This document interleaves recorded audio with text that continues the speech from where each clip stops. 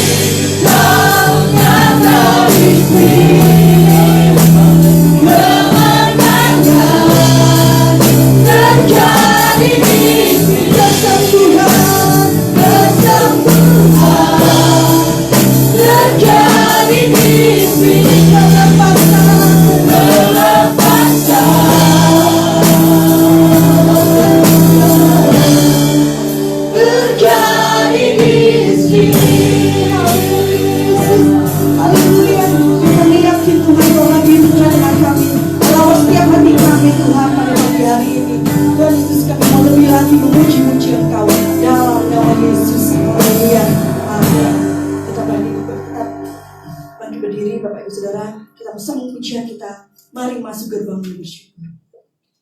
Sebab Tuhan Dia baik. Haleluya.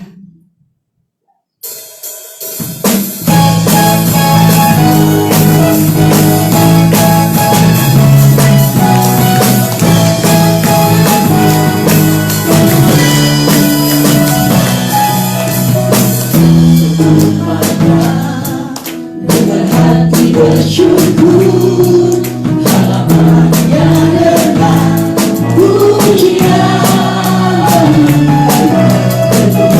baiknya dengan hati yang syukur, hadiratnya dan kita. Tuhan Dia baik, dan anugerahnya kekal selama-lamanya. Amin. Sebab Tuhan Dia baik, dan anugerahnya kekal selama-lamanya.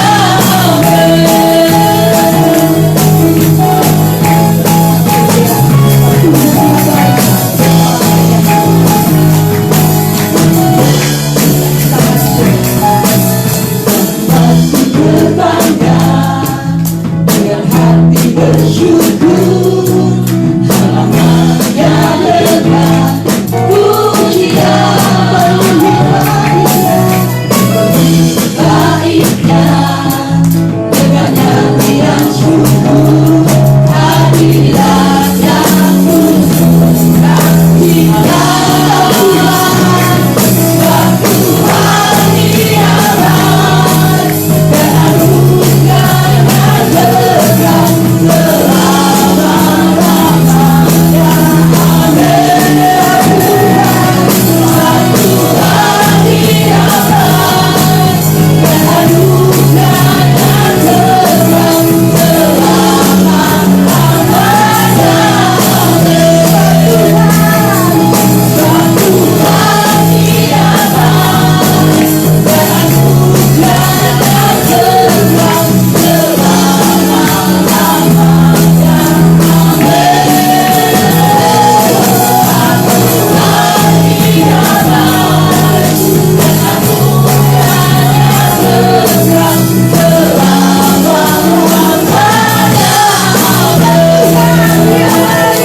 Sebab Tuhan Dia baik, dan anugerahnya kekal selama-lamanya.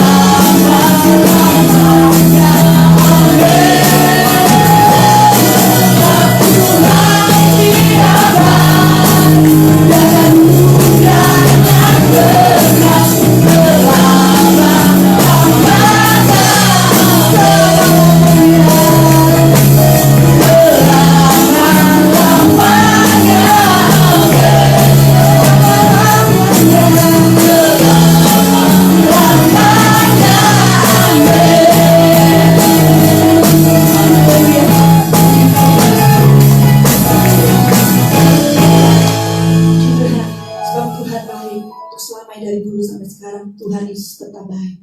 Haleluya. Kita sang pujian kita, sungguhlah hidupku telah ditebus. Suka-sukanya Tuhan. Tuhan memberkati kita.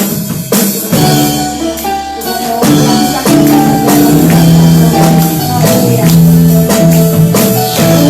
Hidupku telah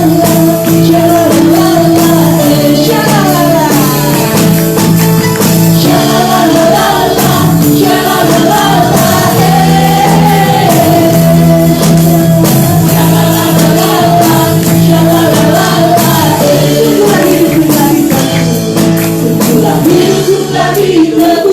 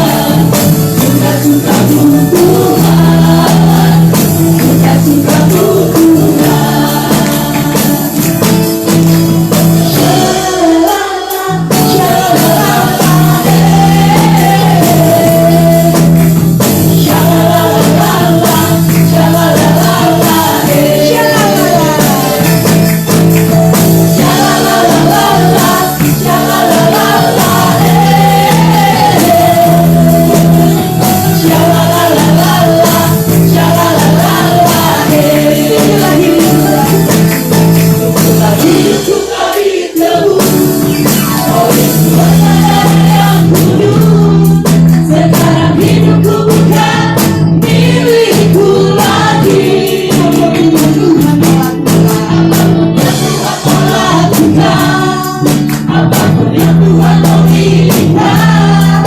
Asalkan Tuhan ku senang, semua ku relakan, namanya dimuliakan. Sukacitamu Tuhan, sukacitamu Tuhan, sukacitamu Tuhan, sukacitamu Tuhan, sukacitamu Tuhan, sukacitamu Tuhan, sukacitamu Tuhan, sukacitamu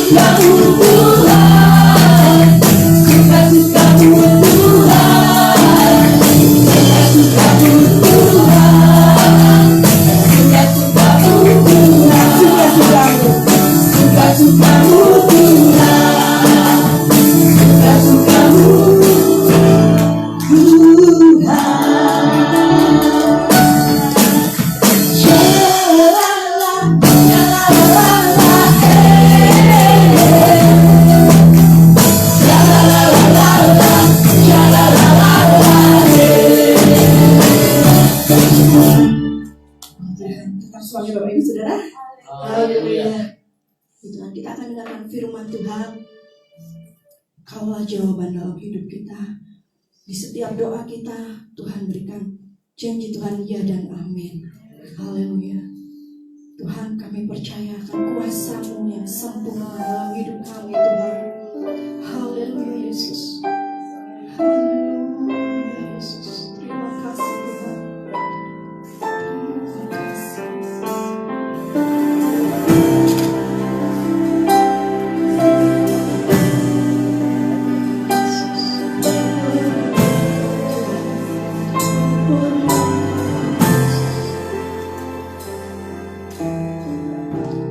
Kaulah jawaban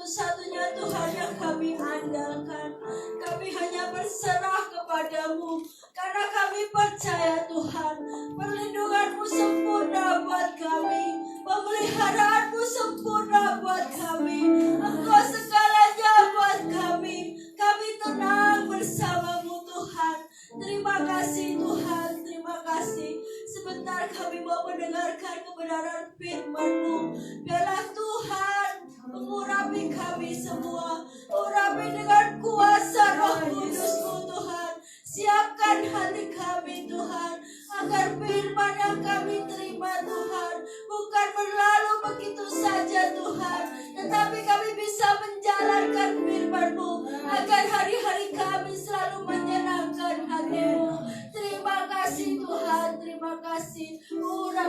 hambamu yang akan menyampaikan kebenaran firman-Mu. Hanya di dalam nama Tuhan Yesus kami mengucap syukur dan berdoa. Amin. Haleluya, puji Tuhan. Puji Tuhan. Haleluya. Puji Tuhan. Haleluya. Saya ucapkan selamat pagi semua. Salam sejahtera bagi kita semua.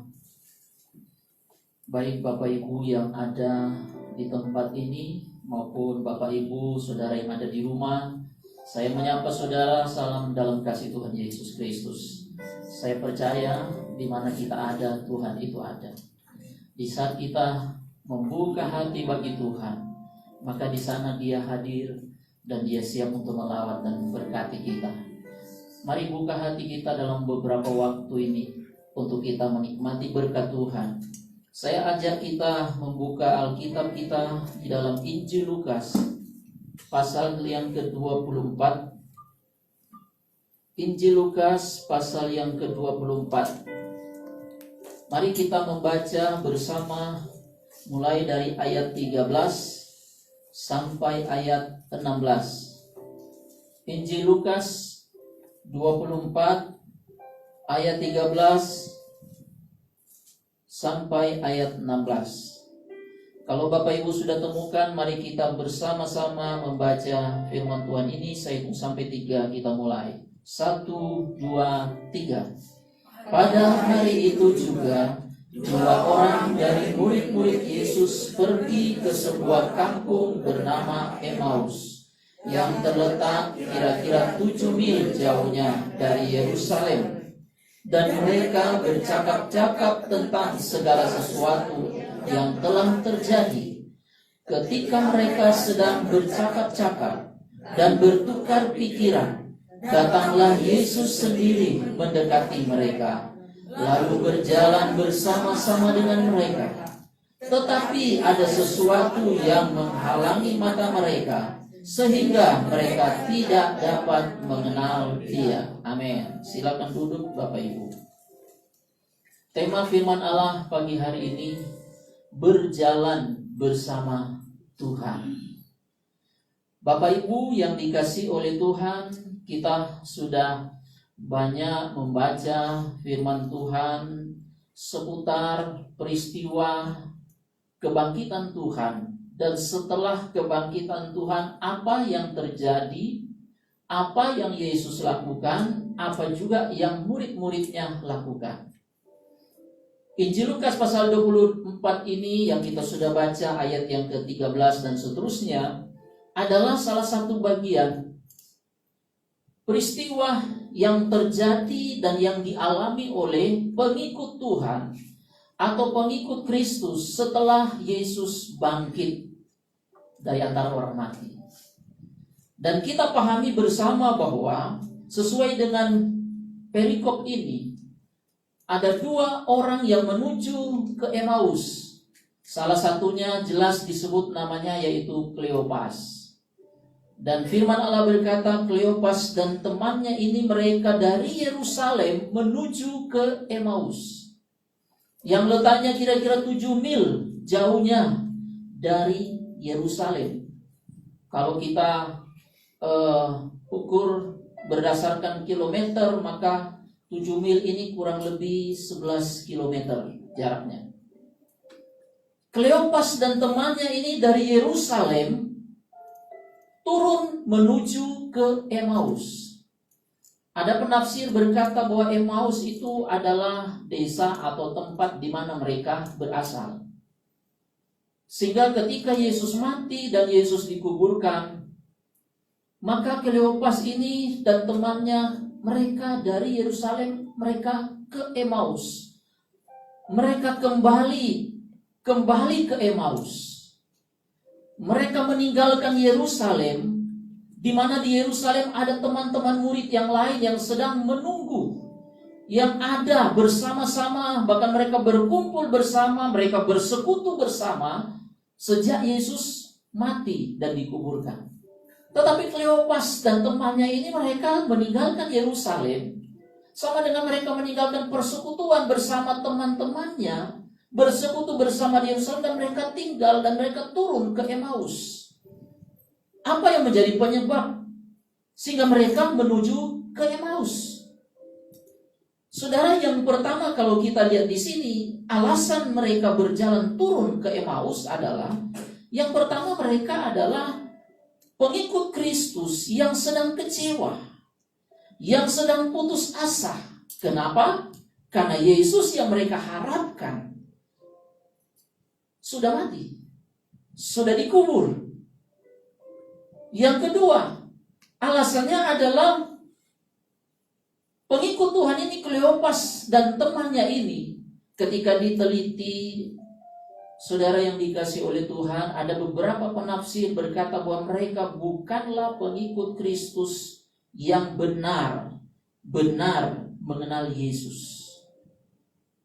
Mereka tidak sesungguhnya mengenal Yesus. Bahkan kalau Bapak Ibu lihat di sana, di ayat-ayat yang selanjutnya, mereka hanya mengenal Yesus sebagai nabi. Kemudian mereka, karena mereka kurang mengenal Yesus dengan benar, maka mereka pun tidak percaya kepada firman yang pernah dikatakan oleh Yesus. Orang yang tidak mengenal Yesus dengan benar, maka mereka mudah untuk salah memahami tentang firman itu. Bahkan pribadi Yesus pun mereka akan salah memahami siapa Yesus itu. Dan itu bisa saja membuat mereka tidak percaya kepada Yesus bahwa dia adalah Allah. Yang berikut alasan kenapa mereka turun ke Emmaus, jelas di ayat yang kita baca di ayat 21 bahwa mereka adalah orang-orang yang hilang pengharapan. Karena mereka tadinya berharap bahwa Yesus adalah, mereka katakan, adalah seorang yang dapat membebaskan mereka dari penjajahan Romawi. Tapi ternyata dia sudah mati. Tadinya mereka mengharapkan dia dapat membebaskan mereka dari penjajahan Romawi. Itu sebabnya mereka seperti orang-orang yang hilang pengharapan. Dan mereka menuju ke Emmaus. Mungkin saya berikan satu lagi. Mereka adalah orang-orang yang mengikuti Yesus dengan motivasi, sekali lagi, dengan motivasi yang salah. Saya bisa bayangkan Bapak Ibu, pengikut Tuhan, orang Kristen mengikut Yesus dengan motivasi yang salah, dia mudah kecewa sama Tuhan. Motivasi mengikut Tuhan. Tadinya mereka mengikut Tuhan dengan satu harapan bahwa dia yang akan membebaskan mereka dari penjajahan Romawi. Jadi hanya sebatas mereka mengikut Tuhan supaya mereka dibebaskan dari penjajahan. Tidak lebih dari itu. Itu sebabnya ketika Yesus mati, Yesus dikubur, mereka turun ke Emmaus. Bapak Ibu, tentu kita harus mengakui bahwa ada orang-orang yang berkata percaya kepada Tuhan. Ada orang-orang yang berkata sebagai pengikut Tuhan. Tetapi dia belum mengenal Tuhan dengan sesungguhnya. Dia belum mengenal Yesus dengan sebenarnya. Bahkan dia memahami Yesus hanya sebatas dengan apa yang dia pikirkan, dengan logikanya. Dia berusaha untuk memahami Yesus dengan akal pikirannya. Itu sebabnya kalau seseorang pengikut Tuhan, dia mau mengenal Yesus dengan berdasarkan logikanya, dia tidak akan mampu untuk memahami Yesus yang sesungguhnya. Dan dia tidak akan percaya kepada Yesus yang adalah Allah. Kenapa? Logika, akal manusia tidak dapat memahami kuasa Tuhan yang tidak terbatas itu. Ada orang yang percaya kepada Yesus dengan motivasi yang salah. Ada orang yang berpengharapan kepada Yesus, kemudian ketika Yesus seolah-olah meninggalkan mereka, maka mereka mulai putus asa dan meninggalkan Tuhan. Bapak Ibu yang dikasihi oleh Tuhan, saudara yang ada di tempat maupun yang ada di rumah, kita tentu pagi ini kita mau introspeksi diri. Apakah kita sudah benar-benar menjadi pengikut Kristus dengan benar? Nah, kita melihat dari bagian firman Allah ini, saya memberikan beberapa bagian.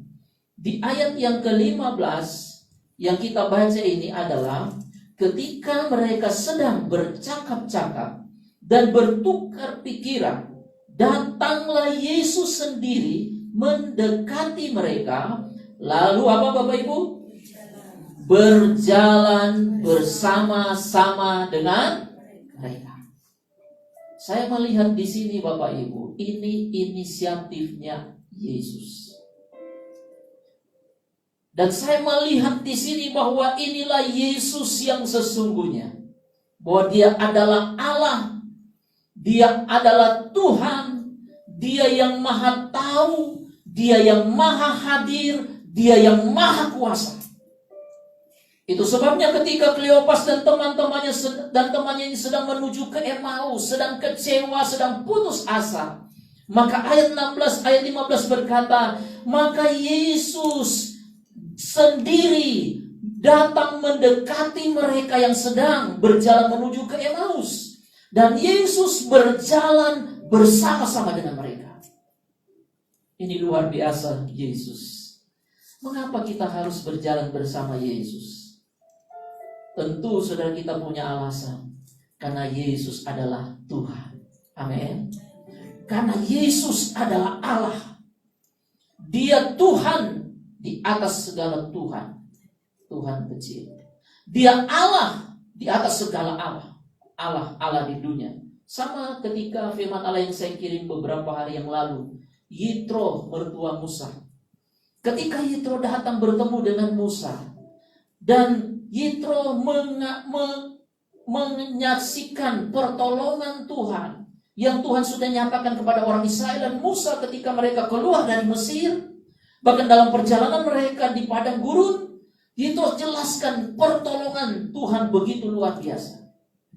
Ketika Musa menjelaskan ini, bersaksi kepada Yitro, maka Yitro pada saat itu dia berkata, dia mengaku bahwa Tuhan adalah Allah. Dia lebih daripada Allah-Allah yang lain. Kenapa? Karena pada saat itu masih ada Allah-Allah yang lain. Apalagi di Mesir. Ada Allah-Allah, ada dewa-dewa sesembahan mereka.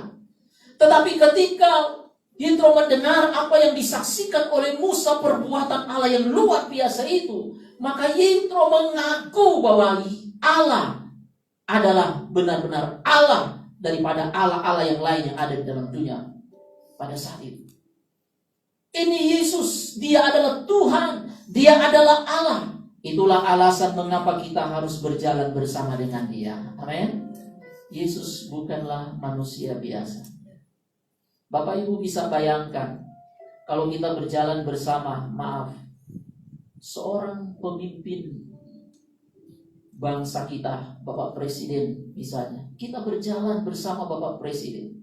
Sudah bisa bayangkan, dimanapun Bapak Presiden ada, berjalan, kemudian kita ada bersama Presiden kita. Pasti kita tidak takut, tidak khawatir. Keamanan kita dijamin, kebutuhan kita dijamin. Amin Bapak Ibu. Di mana-mana Bapak Presiden pergi ada pengawalan ketat Bapak Ibu. Tidak khawatir. Kenapa? Ada seorang yang bisa menjamin kita ketika kita ada bersama-sama dengan mereka. Karena mereka ada pemegang otoritas yang punya kekuasaan. Tidak dapat diragukan lagi ketika kita ada bersama dengan mereka. Ini manusia. Terlebih Tuhan Bapak Ibu. Amin. Haleluya. Jadi kita berjalan bersama-sama dengan Yesus karena dia lebih daripada Allah-Allah yang lain yang ada di dalam dunia. Dia lebih dari apa yang kita andalkan dan banggakan di dalam dunia ini. Nah, ketika Kleopas dan temannya sedang kecewa, sedang putus asa, sedang hilang harapan Bapak Ibu, mereka menuju ke Emmaus, maka ayat ini sekali lagi berkata, Yesus sendiri mendekati mereka lalu berjalan bersama-sama dengan mereka. Sekali lagi ini inisiatif Tuhan. Ini inisiatif Yesus. Kenapa? Dia adalah Allah. Dia melihat pengikutnya ini yang sedang kecewa. Dia melihat mereka sedang putus asa. Dia tahu mereka sedang menuju ke Emmaus. Itu sebabnya dia datang menghampiri mereka dan dia berjalan bersama-sama dengan mereka. Saya ingin membawa saudara dan saya, kita semua Bapak Ibu Saudara yang ada di sini maupun yang ada di rumah, untuk kita melihat bagian ini yang penting. Apa yang Tuhan mau ketika kita berjalan bersama dengan Tuhan? Saya melihat beberapa poin berdasarkan perikop ini.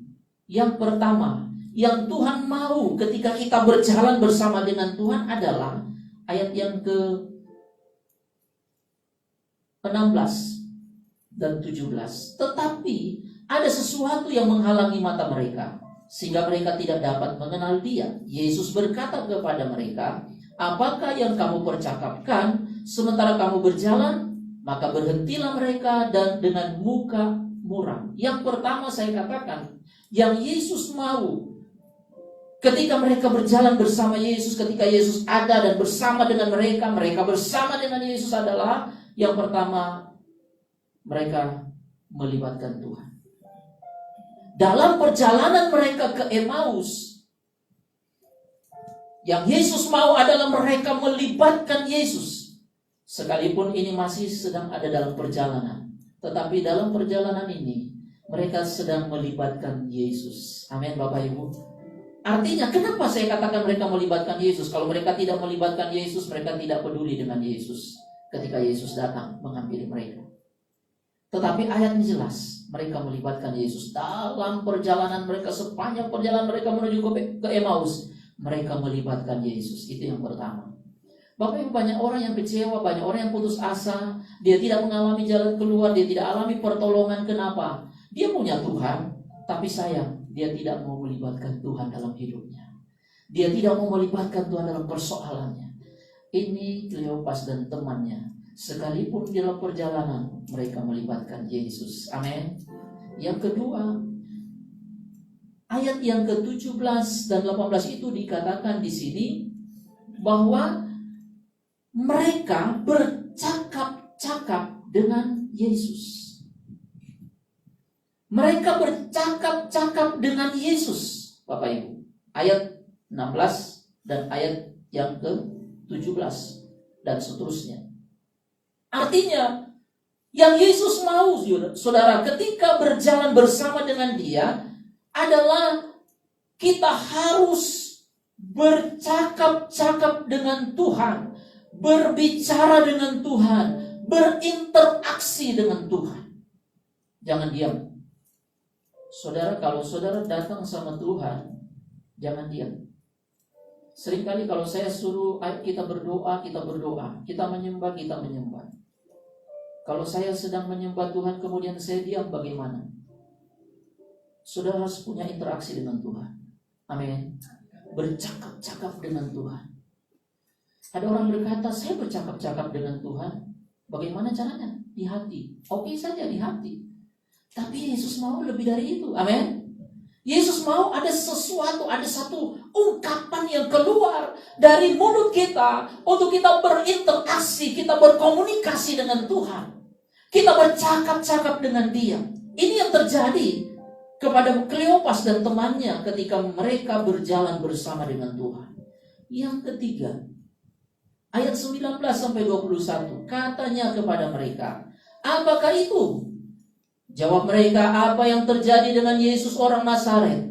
Dia adalah seorang nabi yang berkuasa dalam pekerjaan dan perkataan di hadapan Allah dan di depan seluruh bangsa kami. Tetapi imam-imam kepala dan pemimpin-pemimpin kami telah menyerahkan Dia untuk dihukum mati dan mereka telah menyalibkannya. Padahal, sudah perhatikan, padahal kami dahulu mengharapkan bahwa Dialah yang datang untuk membebaskan bangsa Israel. Tetapi sementara itu telah lewat 3 hari sejak semuanya itu terjadi. Dari ayat ini saya simpulkan adalah yang Yesus mau ketika kita berjalan dengan Dia adalah keterbukaan. Sekali lagi, keterbukaan. Ketika Yesus bertanya, memangnya apa yang kamu percakapkan? Kemudian mereka berkata kepada Yesus apa adanya. Mereka berkata dengan jujur kepada Yesus apa yang mereka sedang percakapkan dan apa yang ada di dalam hati mereka pada saat itu. Mereka tidak menutup-nutupi. Mereka tidak berlaku munafik, tapi mereka berkata apa adanya. Mereka berkata jujur, ini yang sedang kami percakapkan dan ini yang sedang kami alami. Keterbukaan ini penting Bapak Ibu. Kalau kita mau berjalan bersama dengan Tuhan, Tuhan mau kita belajar terbuka di hadapan Tuhan. Amin. Jangan menutup-nutupi. Percuma dan tidak ada untungnya kalau kita menutup-nutupi apa yang sedang kita alami, apa yang kita sedang hadapi, apa yang sedang kita pikirkan, apa yang ada di dalam hati kita. Tidak ada gunanya kita tutup-tutupi di hadapan Allah. Sebab semuanya terbuka di hadapan Tuhan. Bukankah Yesus tahu apa yang mereka sedang alami? Tapi Yesus tetap bertanya, apakah yang kamu percakapkan? Kenapa Bapak Ibu? Bukan Yesus tidak tahu apa yang mereka sedang alami, tapi Yesus ingin pengakuan mereka.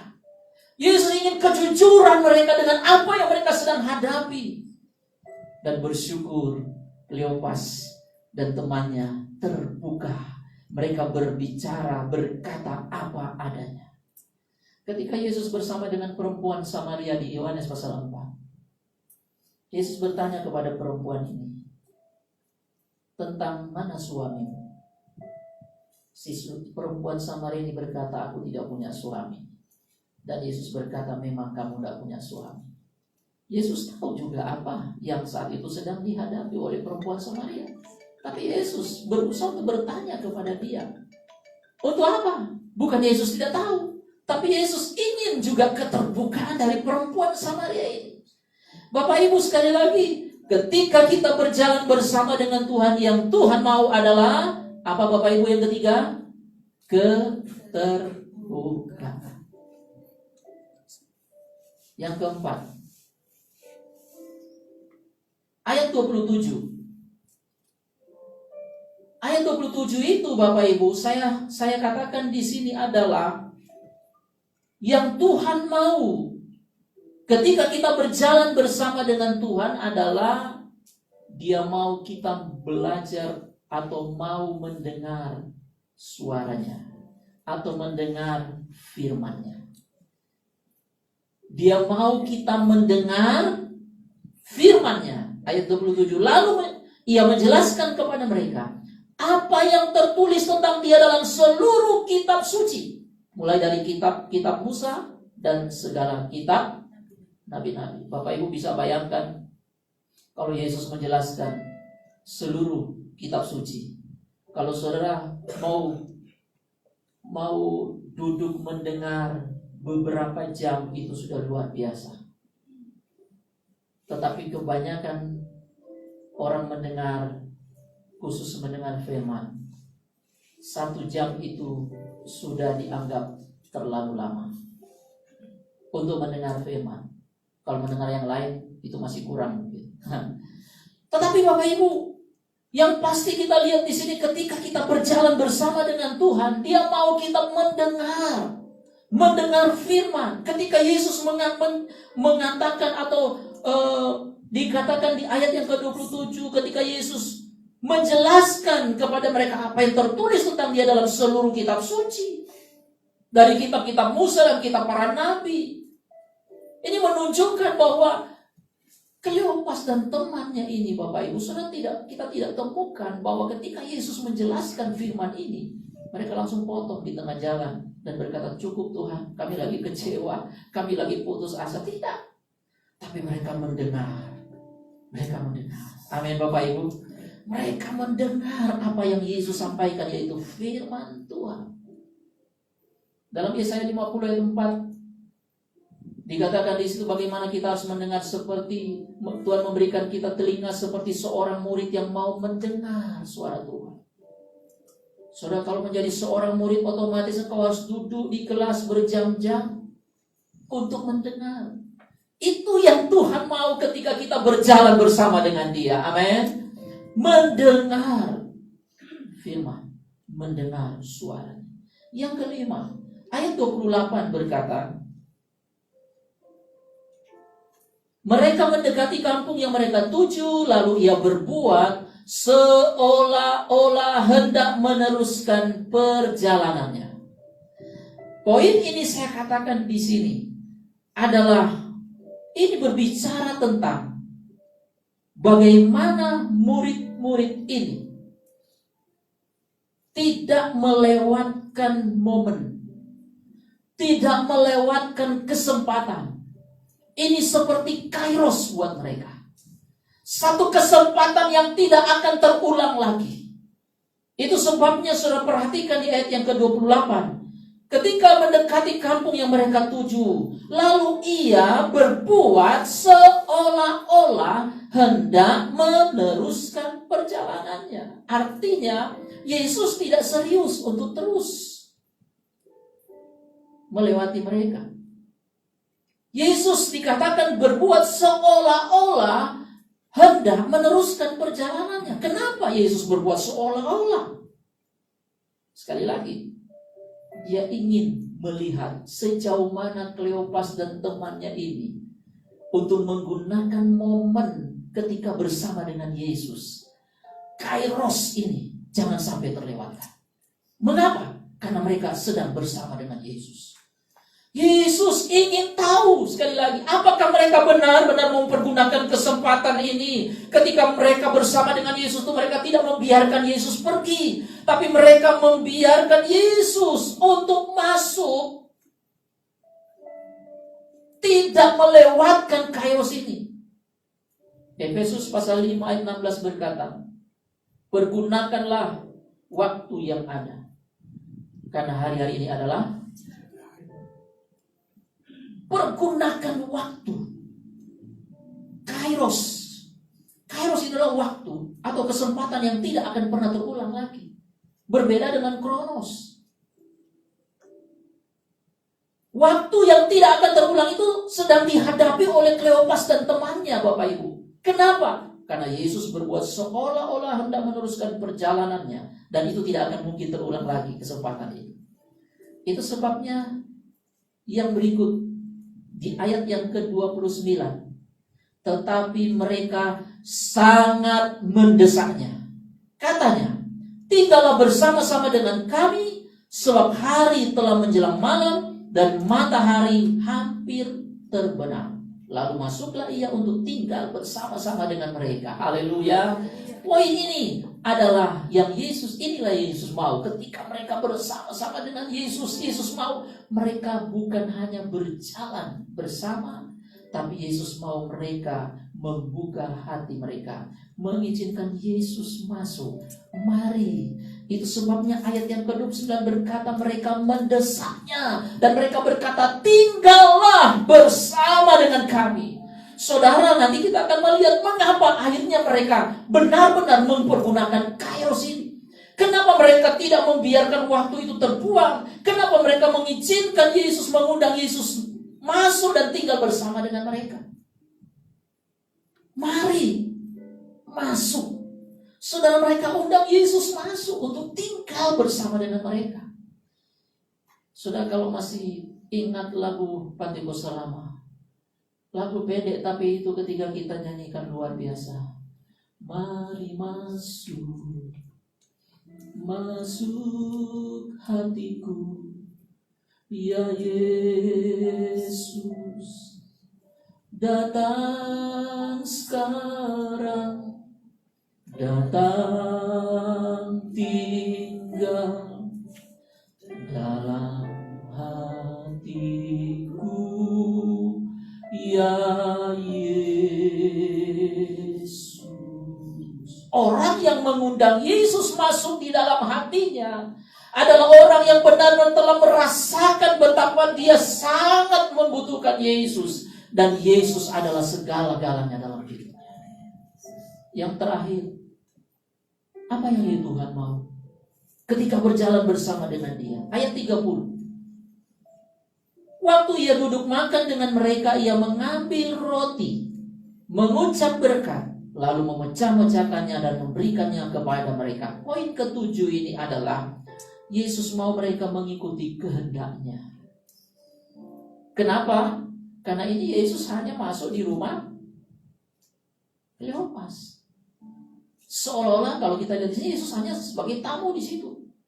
Tapi ayat 30, ketika Yesus ada di situ, Yesus masuk bersama dengan mereka. Ayat 30, Yesus mengambil roti, Yesus mengucap syukur, Yesus memecah-mecahkannya dan memberikan kepada mereka. Apa yang kita pikirkan dalam konteks ini Bapak Ibu?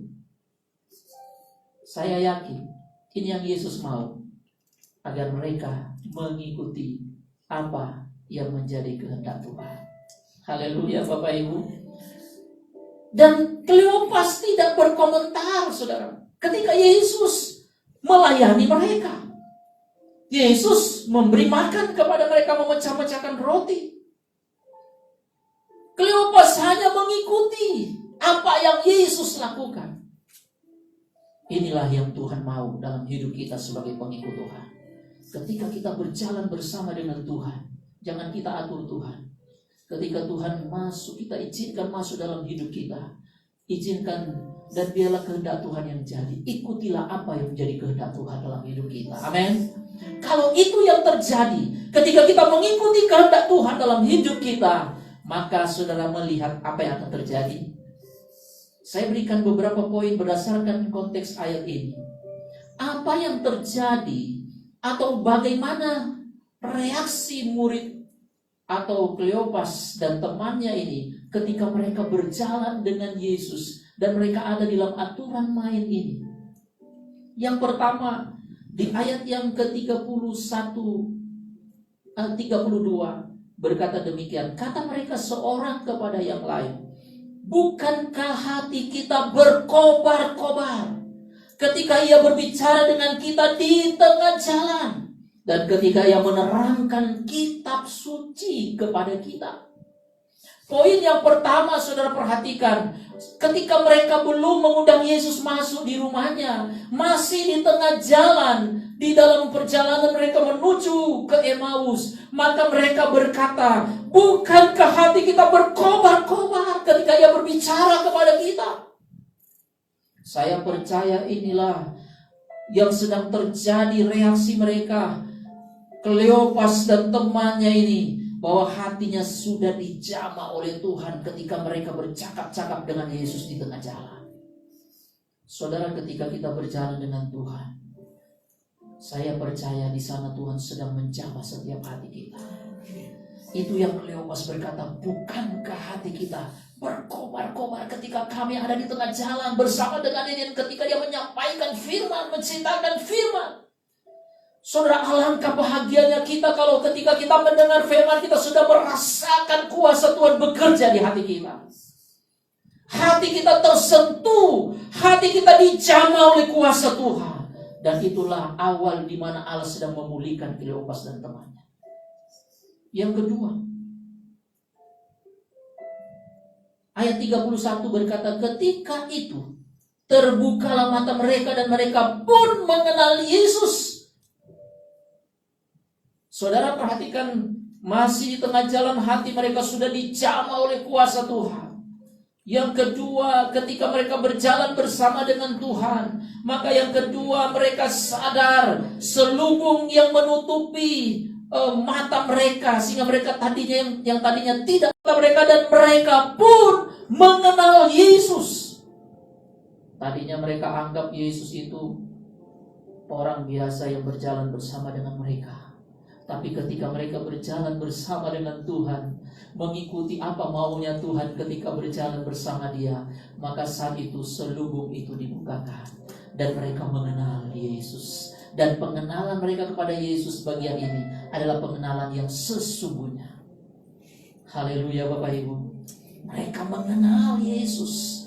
Mereka mengenal Yesus. Dan ketika mereka mengenal Yesus, maka bagian ayat yang selanjutnya berkata, 33, ayat 33. Lalu bangunlah mereka dan terus kembali ke Yerusalem. Haleluya.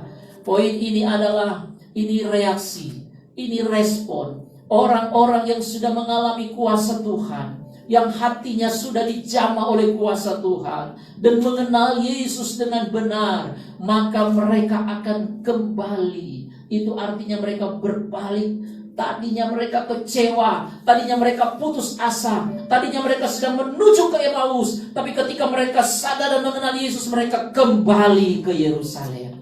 Mereka berbalik, saudara, tidak terus menuju ke Emmaus, Tidak terus meninggalkan Yerusalem, tapi mereka kembali ke Yerusalem.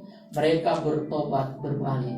Mereka kembali ke Yerusalem, kembali dalam persekutuan bersama murid-muridnya, bersama dengan Tuhan. Dan yang terakhir, reaksi mereka ketika mereka kembali, mereka bertemu dengan murid-murid di Yerusalem. Maka ayat ini berkata, ketika itu, di situ mereka mendapati ke-11 murid itu. Mereka sedang berkumpul bersama-sama dengan teman-teman mereka. Ayat 34, kata mereka itu, sesungguhnya Tuhan telah bangkit dan telah menampakkan diri kepada Simon. Haleluya. Saudara lihat, ini reaksi, respon orang yang mengalami jamahan Tuhan. Orang yang sudah mengenal Tuhan dengan benar. Berbalik, bertobat, kembali bersekutu dengan Tuhan dan menjadi saksi-saksinya Tuhan. Amin. Menjadi saksi, mereka ceritakan bahwa benar Yesus sudah bangkit. Padahal tadinya sebelum mereka menuju ke Emmaus, mereka sudah dengar bahwa Yesus sudah bangkit, tapi mereka tidak peduli dengan apa yang mereka dengar. Terus mereka menuju ke Emmaus. Tapi ketika mereka berjalan bersama Yesus, mengalami kuasa Tuhan, saat bersama dengan Tuhan, mereka berbalik. Mereka bersaksi bahwa Yesus benar-benar sudah bangkit. Haleluya. Yesus luar biasa. Itu sebabnya Bapak Ibu, mari kita berjalan bersama dengan Yesus. Apa yang akan dialami oleh orang yang berjalan bersama dengan Yesus?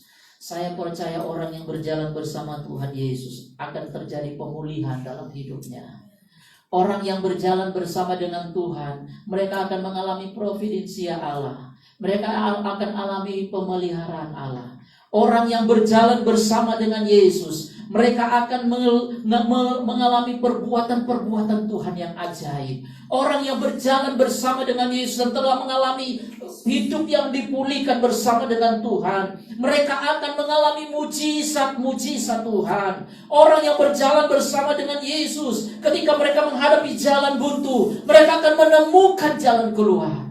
Bukan karena mereka hebat, tapi karena kuasa Yesus yang luar biasa, yang mengubahkan, yang menjadikan segala sesuatu indah pada waktunya. Banyak contoh dalam Alkitab orang-orang yang mengalami kuasa Tuhan ketika berjalan bersama dengan Tuhan. Ketika orang Israel keluar dari Mesir, berjalan di padang gurun, firman Allah katakan Tuhan bersama dengan mereka pada siang hari dengan tiang awan, pada malam hari dengan tiang api. Itu berbicara tentang penyertaan Tuhan, pemeliharaan Tuhan. Dan ketika mereka berjalan bersama dengan Tuhan dalam pemeliharaan Tuhan, sudah perhatikan, mujizat demi mujizat terjadi. Air laut bisa terbelah dua. Air yang pahit menjadi manis. Ada banyak mujizat Tuhan yang terjadi.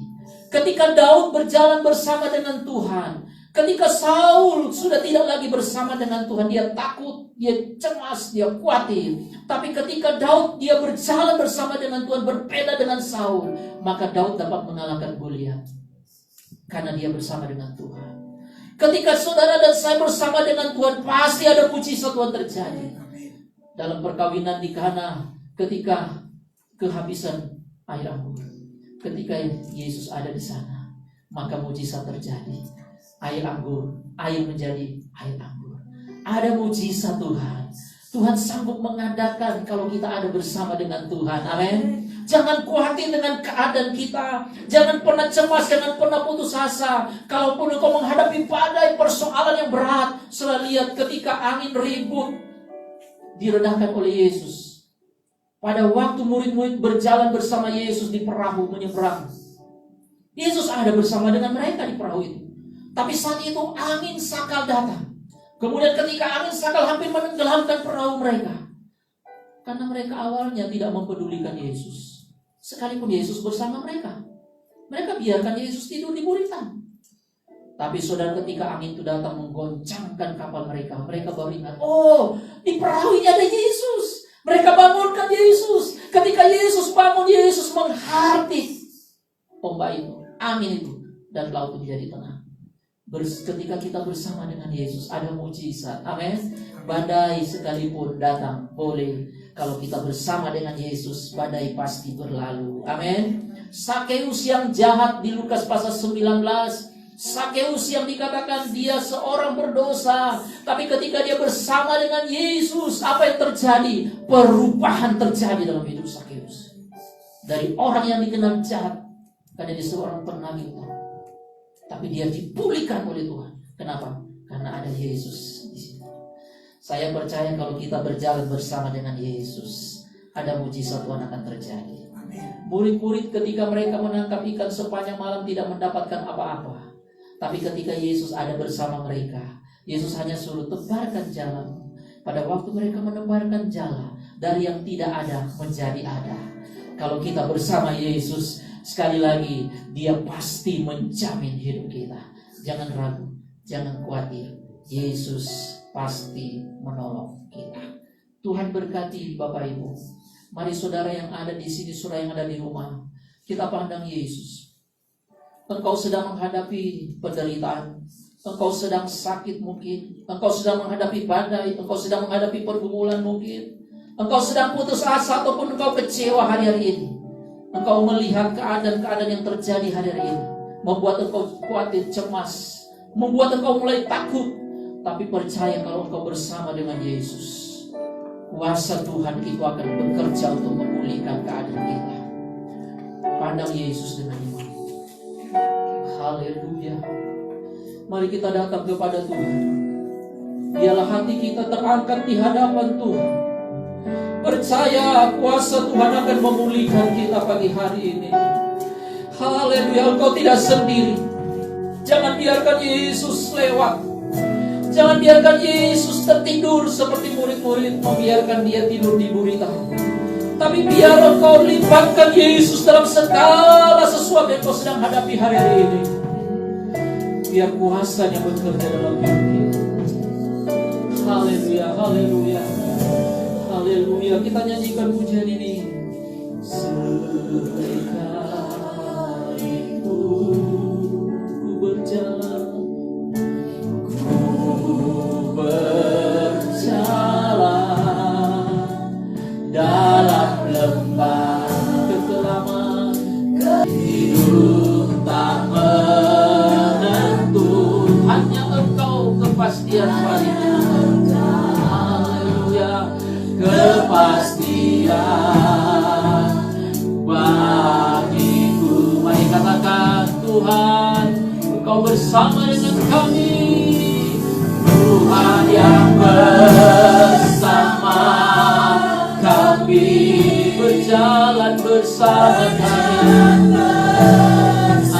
Amin, amin. Ku tak takut, ku tak gentar. Oh, Tuhan bersama kami. Tuhan yang bersama kami.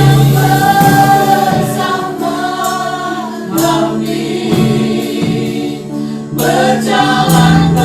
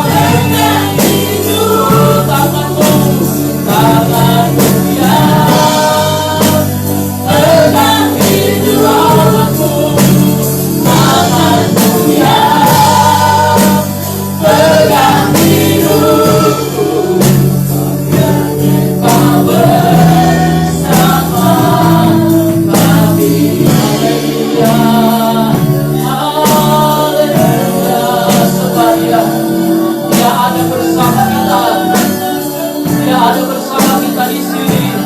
Dia ada bersama saudara-saudara yang ada di rumah. Haleluya. Kau ada bersama kami. Engkau tahu segala kesulitan. Engkau tahu segala pergumulan. Engkau tahu segala masalah bersama kami.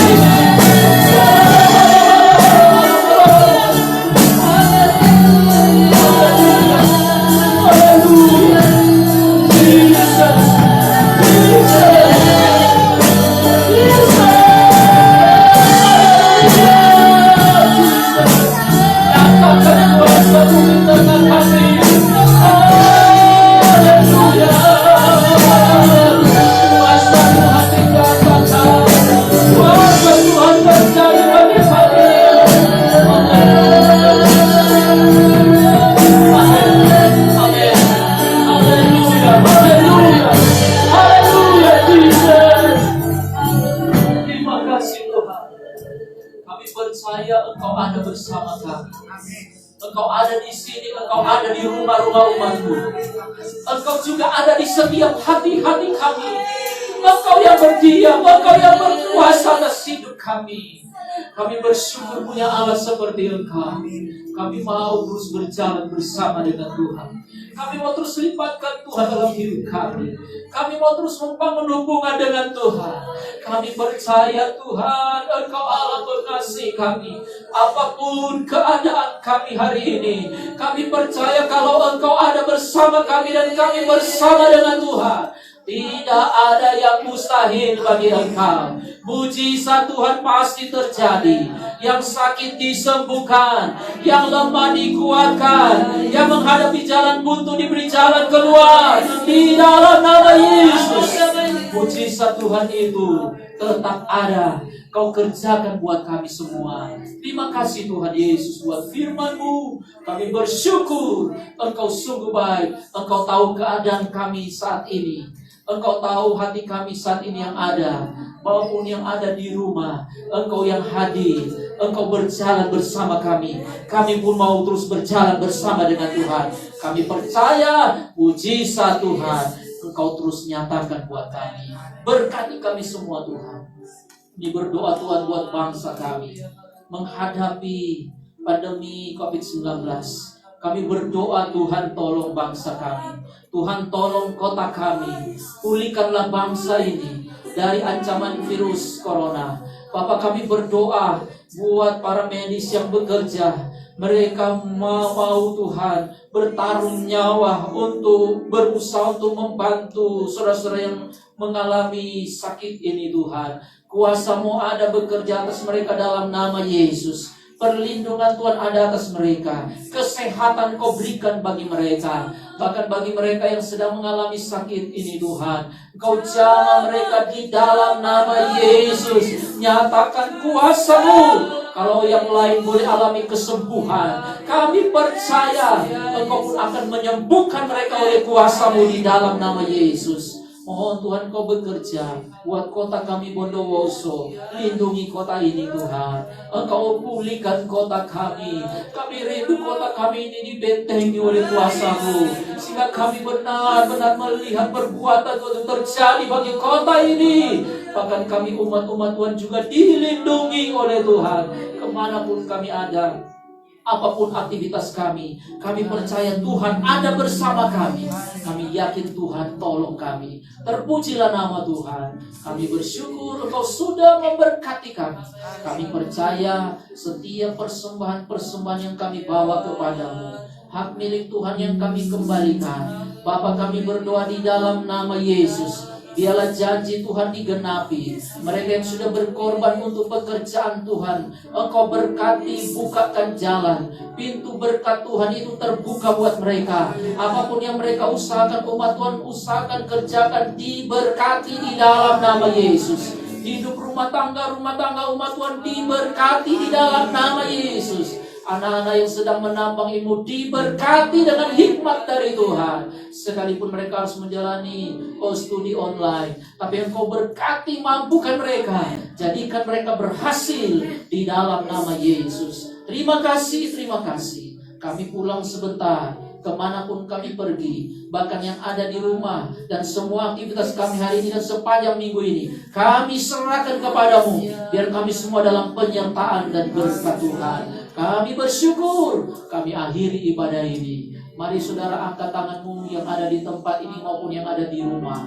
Terimalah berkat dari Allah Bapa, cinta dan kasih sayang dari Tuhan Yesus Kristus, persekutuan dengan Allah Roh Kudus, menyertai dan memberkati kita semua hari ini, besok, bahkan sampai selama-lamanya. Berkat Tuhan ini kami nikmati dan kami bersyukur akhir ibadah ini dalam nama Tuhan Yesus Kristus. Haleluya, haleluya. Sudah diberkati, katakan amin.